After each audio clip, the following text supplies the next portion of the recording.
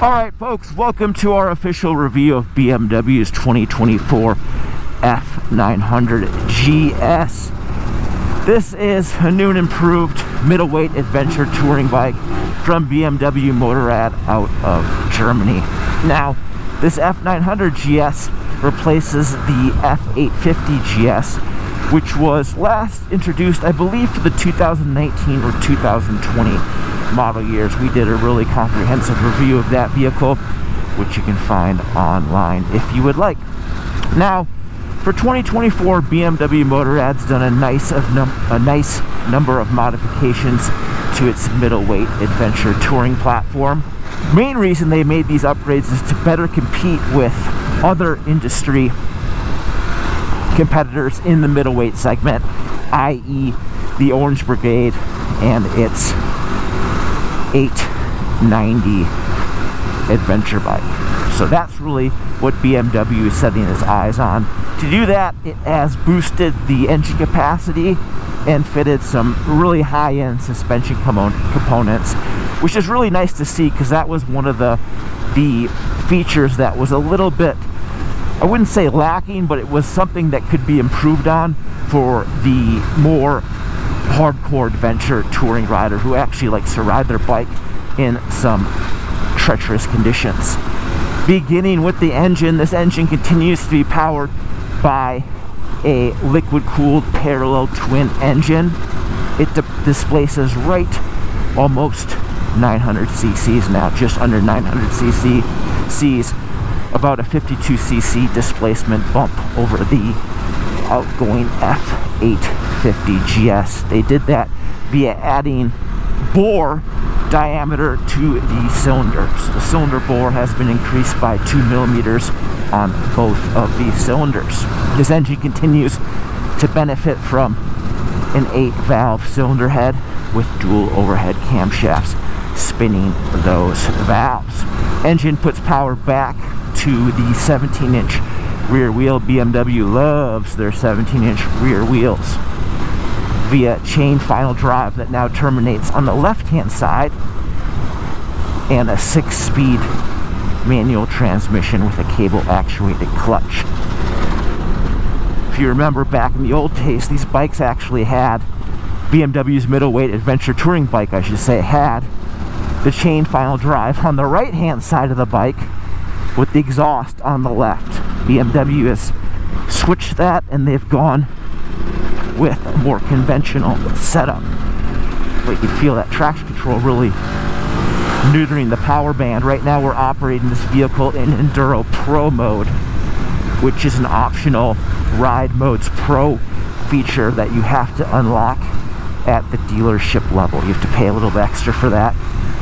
I wish it was just included in the price. I'm always kind of skeptical when manufacturers lock out features from their bikes that are built into it and make you pay an added cost. I think that's kind of wacky tobacco.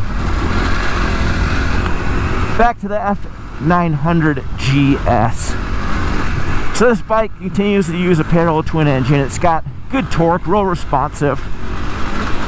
It does vibrate though. Wow, you're gonna feel some vibration through the handlebars on this bike. It's not so bad here riding off-road, but when you're riding on the freeway, oh boy, this thing buzzes. BMW Motorrad says this engine uses a pair of counterbalancers, but I still think they could do a little bit better job trying to quell some of the engine vibration. The big news with this bike is the addition of the Showa 43 millimeter diameter fork.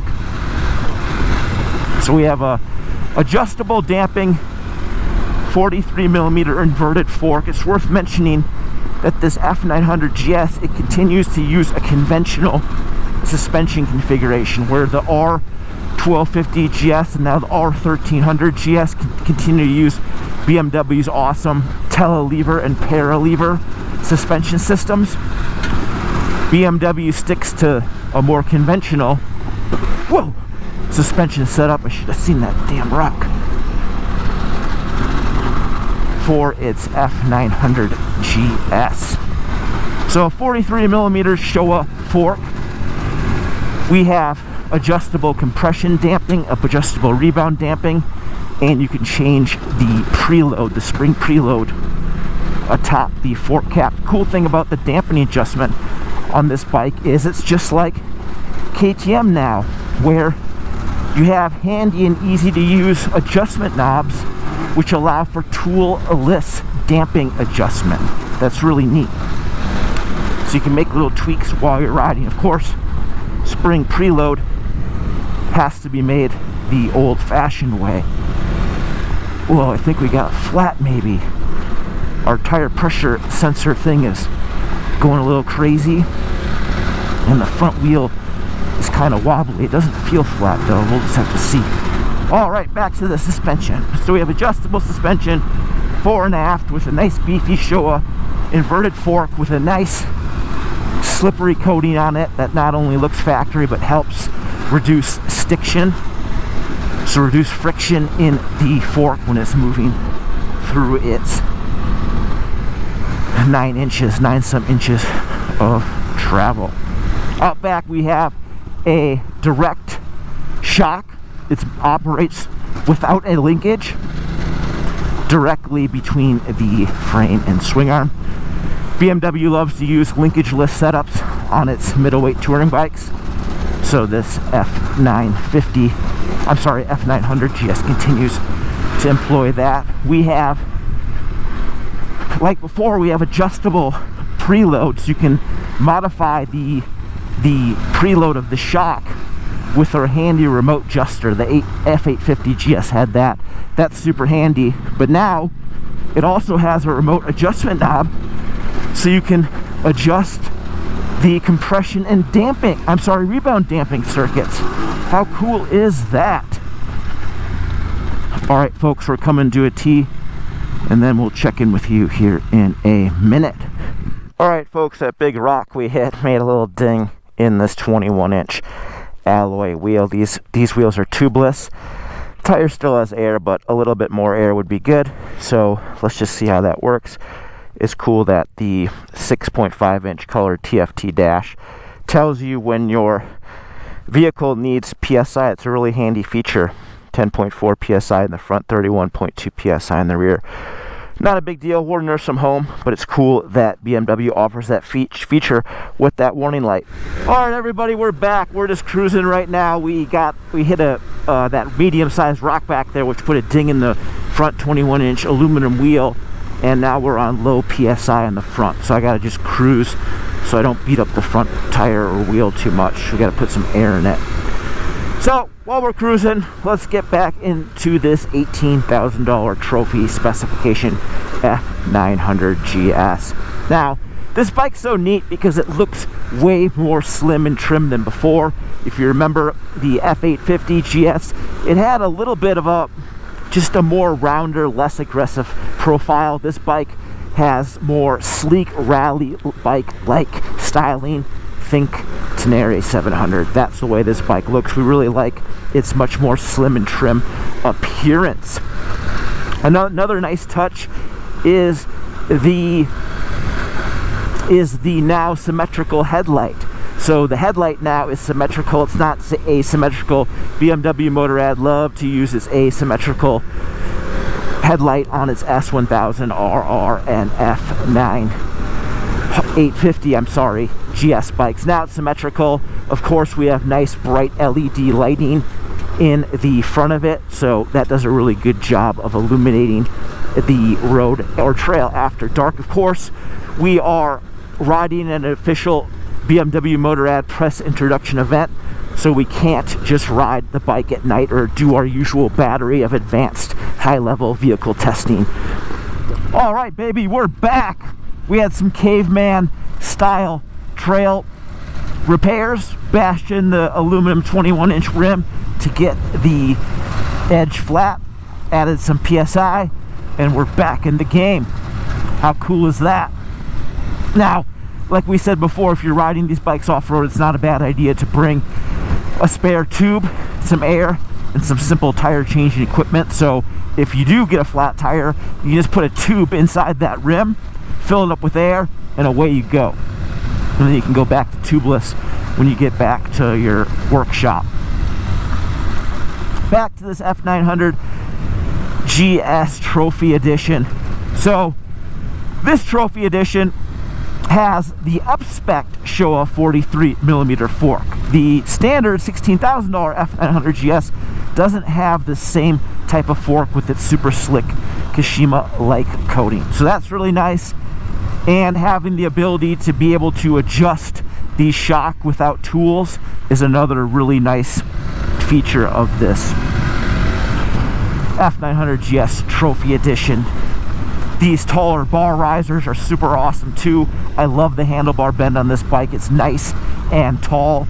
I'm 6 foot tall, weigh 210 pounds. I generally like not a crazy high handlebar, but I like to have a little bit of height to it just because I'm so tall. And when the handlebar is real low, I'm just hunched over so much. This I can be in a real nice, aggressive stance for dirt biking, and I really like that. We also have these nice hand guards. Whoa! ABS was kind of coming in there a little bit, I think. So we have the nice hand guards, which really make it easy to keep chilly weather off your hands, and they protect the control levers in the case of an accident. So if you have a little bit of a tip over or a crash, you're going to be okay. Or the control levers are going to be okay. There's nothing worse than bending a lever or breaking off the tip of a lever off-road. That always really sucks. All right, we're at 26.3 PSI. It says the 6.5-inch color TFT display. So that's a little bit low on the PSI scale. We would like to be a little bit higher in this rough stuff. You got to remember, this is a 500-pound bike. This bike's not light by any means. So you always want to have a little bit of extra PSI that'll help keep that front tire from folding when it hits a precarious rocker object. Gosh, I really like this bike. Ergonomics are awesome. Feels like a dirt bike. I love the ability to lock myself into the vehicle by squeezing the midsection. It's a really nice touch, and this nice tall handlebar just makes it awesome. And of course those serrated foot pegs and the rear brake pedal just gives you more grip against the sole of your Alpine Stars Tech 7s. Now it's worth noting this F900 GS no longer has the manual adjustable windshield. The windshield is fixed in traditional rally form. So it's not that big of a deal. The old F850 GS Adventures windshield, it had adjustment, but it didn't really have a lot of adjustment. The tallest position wasn't tall enough, and then the short position was actually pretty good for riding off-road because it allowed more air to get onto the rider's torso. So if you're riding in a little bit warmer weather or just working up a little bit of sweat in cooler weather, having that windshield in the low position just put more air in your torso. We don't have that. The windshield is fixed, but I think it's okay. I really like the updated styling on this bike. This bike looks way more awesome in my opinion. All right, everyone, here we are back on the road. This motorcycle is a really nice motorcycle to cover some miles on, despite the smallish 3.8 gallon fuel capacity of this vehicle. BMW, why'd you have to make the gas tank so small? Now, sitting here cruising at 71 miles per hour. Let's put the cruise control on. 71 right there. It is very easy to use. With this switch gear here, you pull back to reduce the speed, and you can push forward to give it more gas. Really, really nice, easy to use. You can also reverse the throttle, and that will automatically disable it, as will any brake application or clutch lever application. Cruising down the highway, you definitely feel some engine vibration. We talked about it. BMW Motorrad says they use twin counterbalancers in this engine, just like the previous F850 GS. We still feel a lot of engine vibration to the controls. I wouldn't say it's totally off-putting, but it's very present. You feel it through the handlebar, through the foot pegs. Kind of makes it fun, but it also kind of makes it feel like the engine's really old, in my opinion. Of course, this engine, of course, has an uneven firing order, which helps give it a V-twin-like feel, which adds a little bit of vibration, but BMW can reduce the level of vibration through the V-controls of this bike. That would be great. Sitting here, I really like these GS Trophy up-spec aluminum hand guards. These keep the wind off your mitts, makes it for added comfort. Also like the heated grips, 3-position adjustable, really easy to use with your right index finger. You can see the illumination of that indicator here on the dashboard, really easy to use. Obviously, it is 75 degrees Fahrenheit outside, so we don't need the grips. We might if it gets a little cool, if we're not wearing very thick gloves at this time. Now the seat on this bike, the seat is really comfortable. It feels just like a street bike, where other adventure touring bikes in the middleweight segment have more narrow dirt bike-like seats. This is a conventional street bike seat. It's broad, it's wide, it's well supported, and it really is good for logging miles. The foot pegs, I remember with the previous F850 GS, the foot pegs were positioned a little bit far back, which put a little bit of strain on the rider's knees. I don't know if the foot pegs have moved forward or not, but I'm not feeling that kind of strain this time. I think the foot pegs were moved a little bit forward. Either way, this motorcycle is really comfortable to ride, vibration side. Right now we are averaging on the computer, we're averaging, let's see right here, 33.1 mpg, which isn't super good, but to be fair, we've been starting to stopping a lot. We were riding off-road, not super fast, right around 45, 50 miles per hour. So 33.1 mpg so far.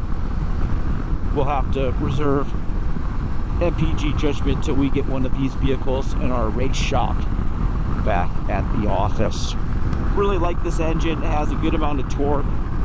Here in 6th gear, we are spinning, let's see what RPM we're spinning, almost 5,000 RPM, and you can give it some gas. This thing pulls very, very nicely. Let's make a pass. Plenty of passing power on this vehicle in top gear. Good job, BMW. It's always nice not having to grab a bunch of downshifts like this to get up and go. But if you do have to grab downshifts, it's really nice having that slick electronic gear shifter, which allows for full throttle upshifts and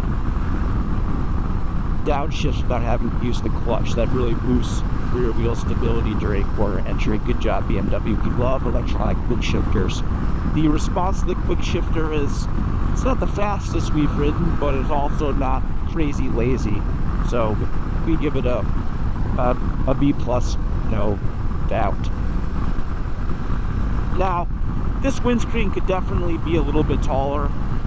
It's a little bit short. You definitely feel a lot of the air below you right in the face. If this vehicle was ours, we would definitely opt for a taller windscreen. It just keeps the turbulent air off the rider's torso and helmet. Again, not bad, but a little bit taller would always be good. It's nice we have this USB-C charging port right here, so we can charge our gadgets on the run. There's also a small 12-volt charging port, need an adapter to use that. And then of course BMW loves its Garmin accessory GPS, which mounts inside this dash display. Again, if you download the BMW Motorrad connected app, you can have turn-by-turn street navigation right on the 6.5-inch color shift display. It's really sort of slick. But if you're riding off-road where you can't really use street GPS navigation, the BMW Garmin GPS is a nice accessory. Oh, it's starting to cool down. We went from 75 to 68. Time to zip up the zippers a little bit. All right, folks, here we are cruising down this beautiful back road with the desert rocks in the background and the snowy capped mountains over there far away. Now, we covered a lot of topics on this bike. Let's talk about the maintenance on this vehicle.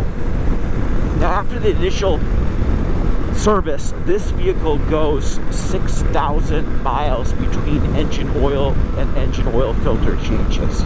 So 6,000 miles, you have to change the engine oil and the engine oil filter. The engine case holds right around 3.7 quarts of oil.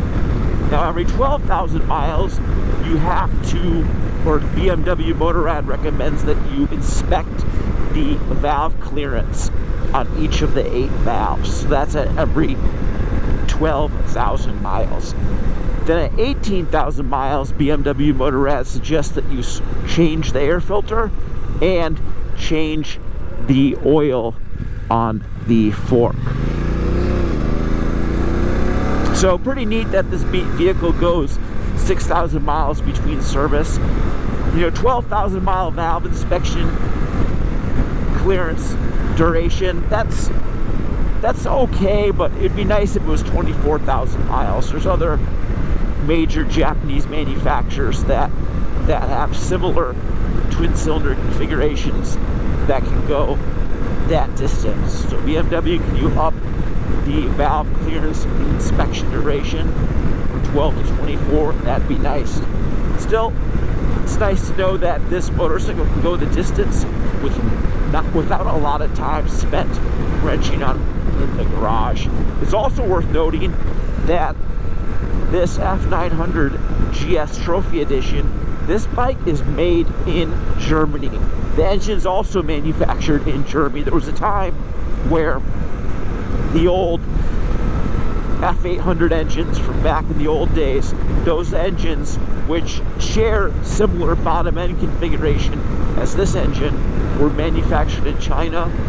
BMW Motorrad doesn't manufacture its US bound F900 GS's powertrains in China anymore. They're built in Germany, as is final assembly of this vehicle in Germany. Well folks, that wraps up our official review on BMW's 2024 F900 GS Trophy Edition. Right now we are riding the base $16,000 edition. Our boss Mark wanted to try our bike, so he's riding it. So what the boss says goes. The Trophy Edition's a really nice bike. Really like the engine. Of course, the engine architecture is a little bit old. The engine still vibrates, but gosh, it has a lot of torque. It's really easy to ride. It has a nice character. Yeah, it vibrates a little bit much, but it's still a very effective power plant. The chassis on this F900 GS Trophy Edition, that's probably the biggest improvement for us. It's just the additional heavy-duty suspension, the damping adjustment, especially in the Trophy Edition. The ability to adjust the damping in real time with the knobs without having to use a screwdriver or any tools is super handy. That bike is very, very well balanced on-road and off. That was really the thing I noticed most in the off-road section, was how easy that bike is to ride and how balanced it is. You can ride that bike surprisingly hard, more hard than you could with the outgoing F850 GS Adventure. The electronics package too, as usual, this BMW has all the bells and whistles, and we really like this super slick 6.5-inch color TFT. The ergonomics on this bike are also much improved. The lower foot pegs are made for a bike that's more comfortable on the road, and when you're in the standing position off-road, this bike feels like a legit dirt bike. I really like the ergonomics on this bike, and it really makes it easier to ride. It really works in unison with that well-balanced overall chassis package. Well folks, as always, make sure to surf on over to our website. Give this video a thumbs up if you like it, thumbs it down if you didn't, so we'd love to hear from the naysayers, and we'll see you next episode. Thanks for riding with us.